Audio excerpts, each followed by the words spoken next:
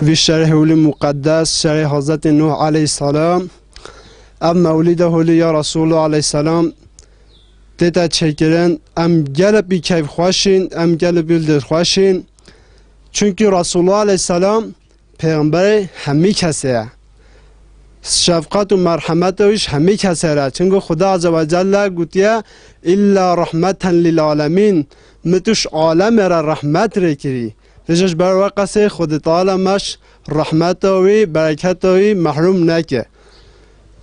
Öncelikle güzel şehri Nuh'ta böyle bir etkinliğin düzenlenmesi bizi çok sevindiriyor. Dünyadaki tüm salat ve selamlar Allah'ın Resulüne olsun. Çünkü o bizim için güzel bir önderdir. Yüce Allah da ancak seni alemlere rahmet olarak gönderdim. Çok iyi biliyoruz ki Allah Resulü bizim için en güzel örnektir. Allah bizi onun merhametinden mahrum etmesin inşallah. Bu etkinliğinizi kutlarız. Allah kabul etsin. Çok güzel bir şey. Her zaman Muhammed'i hatırlamak iyi şeydir. Değil sadece böyle bir gün. Her zaman.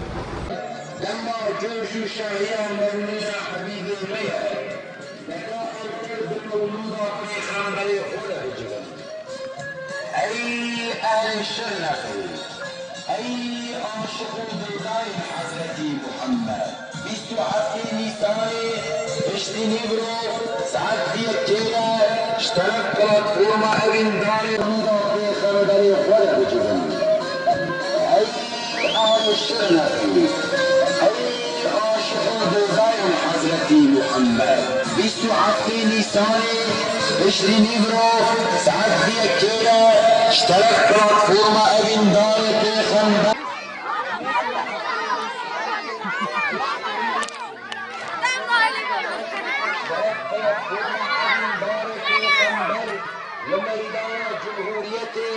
و برنامه ولادت پیغمبر ما بینید.